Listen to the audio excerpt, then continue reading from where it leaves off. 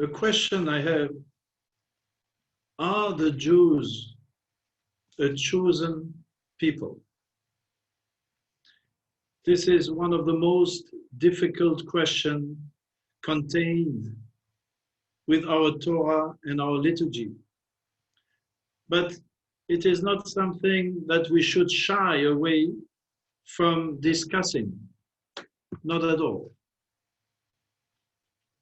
Not because we are so great, actually because a conversation about chosenness forces us to look deeply at who we are and who we are meant to do.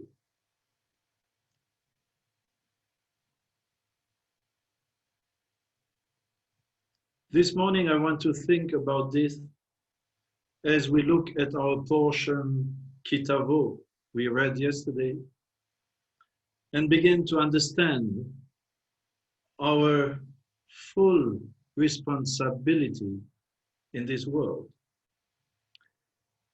We read in Deuteronomy chapter 26, verse 16 to 19, the Lord your God commands you this day to observe these laws and rules. Observe them faithfully with all your heart and your soul. You have affirmed this day that the Lord is your God, that you will walk in his ways, that you will observe his laws and commandments and rules, and that you will obey him. And the Lord has affirmed this day that you are, as he promised you, his treasured people who shall observe all his commandments, and that he will choose you in fame and renown and glory, high above all the nations that he has made, and that you shall be, as he promised, a holy people to the Lord your God. God as Israel are inseparable. This seems to be very heavy stuff. Yes, taken out of context, we might only read the part of good looking at us as a treasured people who were chosen. But it is much deeper than that. As a scholar Hillel ben Sassoon writes, in this context, it is crucial to note how being above all the nations entails fame, reputation, name, and glory. High status indeed, but a status that does not actually include any automatically bequeathed benefits. Quite to the contrary, being above other nations is equated with being a holy nation. And what is a holy nation then? This we learn from the holiness code in Leviticus 17:26. A holy nation is not only a community that abides by the highest moral standards, it is a group of people who actively strive in a never-ending progress toward the idea of perfection, to become holy like God himself. A careful reading of the paragraph enveloping the chosenness statement discussed here lends further support to the notion that Jewish particularism ought to be viewed as an uncompromising high moral standard. So if that is where we are headed, how do we understand that?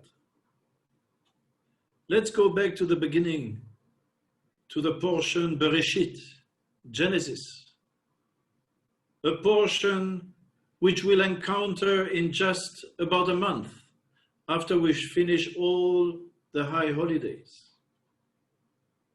We will see that Adam and Eve were created in the image of God.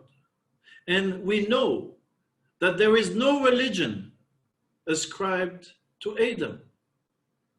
Rather, they are representative of humanity right large. All humans are descendant from one father and one mother, and were rightly understood by the rabbis as intended to teach the basic equality of the entire human race. This was clearly articulated by them in the statement in the Mishnah, in the commentary, that the reason only one man, Adam, was created at the beginning was so that no one should say to another, my father is greater than yours. As Jews, we believe that we have a task that we are set out to do, and we can accomplish much of that task by the observance of commandments, which include both ritual and ethical behaviors. As Jews, I also believe we must have theological humility to recognize that although God has a distinct and sacred relationship with us, one in which we are commanded to follow the laws of the covenant, God can access other people in other modes, including language, faith, and reason. We need to each find ways to access God, so that God is a part of our worldly conversation, but not to use God to infringe on the rights and beliefs of others. Chosenness is indeed a difficult and mysterious doctrine which can be distorted. On the other hand, it is so integral to Judaism that it cannot be easily dismissed. Rightly understood, it defines us and our task, but let it never be distorted in such a way as to contradict Judaism's other basic belief, the oneness and equality to all human beings. So to understand it, I want to go back to the paragraph from our portion, as well as other verses from within our portion, to enable us to understand how to live out the paradox of being chosen, but for something. This portion puts a mirror to our face, and therefore our actions cause us to ask, what do we see as our responsibility to others and to God if we are going to take on the mantle of chosenness? To answer this, I want to look at three parts of our portion we read. What must we do? First, we must act with a sense of compassion and generosity. We read in Deuteronomy 26, verse 12, when you have set aside in full the 10th part of your yield, in the 3rd year, the year of the teeth, and have given it to the Levite, the stranger, the fatherless, and the widow, that they may eat their fill in your settlements. This is a reminder that there are those who are vulnerable in our midst, and we must help lift them up. If we are truly chosen, that means we are chosen for something, and we need to help others. The Torah prescribes giving a 10th of our yield, That is one way. This text shows us that if we are privileged enough to feel as though we are a treasure, then we are responsible to others as well. Simultaneously, we often feel great shame when Jewish names or organizations are associated with moments of great pain and abuse. The list is too long to name, but we must take a moment and realize that none of us is so chosen, so treasured, to take part in the abuse of others. The second way that this portion commands us to live up to our status of being chosen is through meaningful ritual engagement. We can't just say we are Jews. We must act like Jews. What does it look like? We read in Deuteronomy chapter 26, verse 1 to 3. When you enter the land that the Lord your God is giving you as an heritage, and you possess it and settle in it, you shall take some of every first fruit of the soil, which you harvest from the land that the Lord your God is giving you. Put it in a basket and go to the place where the Lord your God will choose to establish his name. You shall go to the priest in charge at that time and say to him, I acknowledge this day before the Lord your God that I have entered the land that the Lord swore to our fathers to assign us. I love this. First, it speaks about the power of the land of Israel as a sacred space, and we know how to understand the sanctity of the land. Further, in those verses, we are taught that we must go to a specific place to our ritual, to do our rituals. We know that in today's day and age, the sanctuary has replaced the altars that were erected thousands of years ago.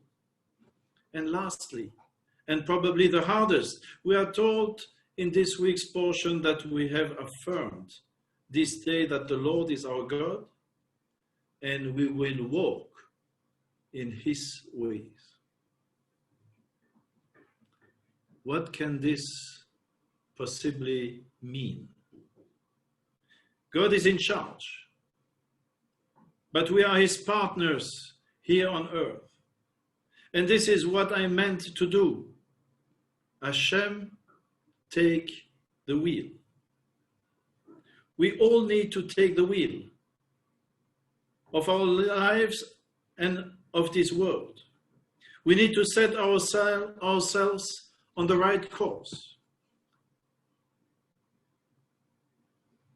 At the month of Elul, we observe the Selichot, the months we every morning stand up very early and ask for forgiveness, and in which prayers we will find the 13 attributes of faith. And these are the central theme throughout those prayers. And we are just over a week from Rosh Hashanah.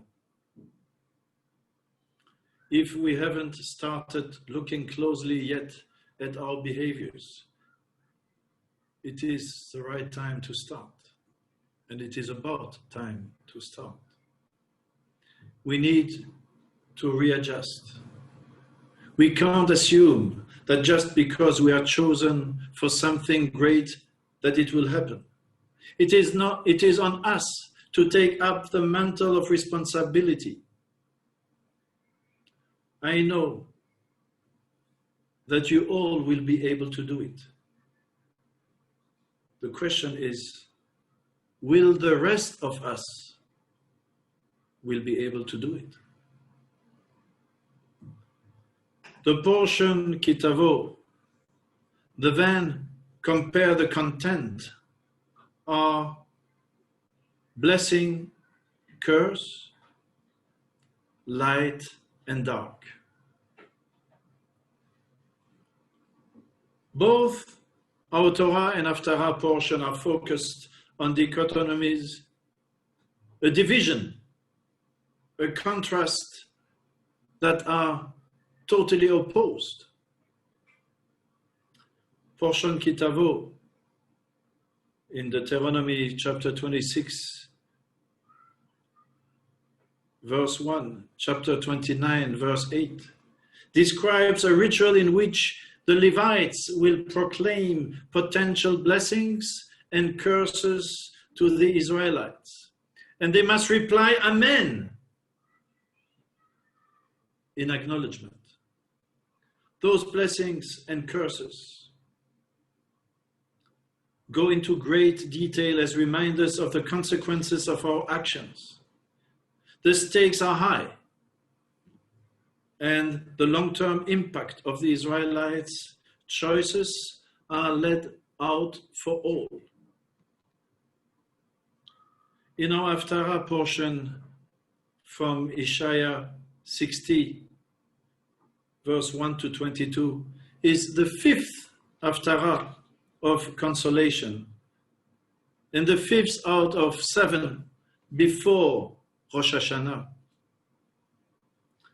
The tone is hopeful, inspiring, and filled with faith in God's deliverance. The key dichotomy used here is light and dark.